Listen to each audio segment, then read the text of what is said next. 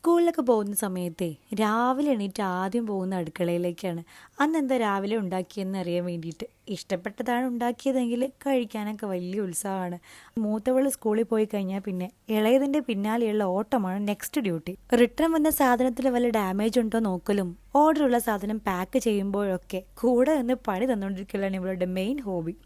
എൻ്റെ വീഡിയോ ആയാലും പോസ്റ്റ് ആയാലും കാണുന്ന ചിലരെങ്കിലും എന്നോട് പറഞ്ഞിട്ടുണ്ട്, ഇവിടെ വീട് തന്നെ നോക്കാൻ സമയമില്ല, ഇതിൻ്റെ ഇടയിൽ നിനക്ക് എവിടുന്നാ ഇത്ര സമയം, നിനക്കും ഉള്ളത് 24 മണിക്കൂർ തന്നെ അല്ലേ എന്ന്.